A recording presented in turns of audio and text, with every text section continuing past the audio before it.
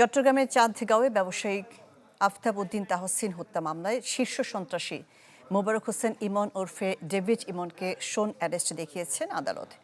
দুপুরে metropolitan magistrate Fahmida সাত্তারের আদালতে শোন অ্যারেস্টের আবেদন মঞ্জুর করেন। এ সময় তাকে আদালতে হাজির করা হয়। সম্প্রতি জেলা পুলিশের ৩টি মামলায় ২০ দিনের রিমান্ড শেষ হয় ইমনের। এই প্রথম মহানগরীর কোনো হত্যা মামলায় তাকে গ্রেপ্তার দেখানো হলো। ২০২৪ সালের ২১ অক্টোবর নগরীর চাঁদগাঁও থানার শমশের পাড়া এলাকায় ইট ও বালুর ব্যবসায়ী আফতাব উদ্দিনকে প্রকাশ্যে গুলি করে হত্যা করা হয়। অভিযোগ, কিলিং মিশনে অংশ নেন ছোট সাজ্জাদ এবং ডেভিড ইমন সহ আরও কয়েকজন।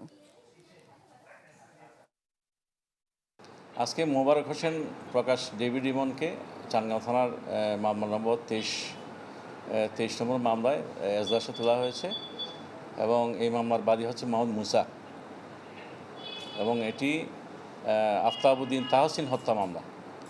তো তার আজকে শুনানিতে তার গ্রেপ্তার আবেদন মঞ্জুর হয়েছে এবং পরবর্তীতে আমরা যদি রিমান্ড প্রেয়ার পাই শুনানির দিন ধার্য করা হবে।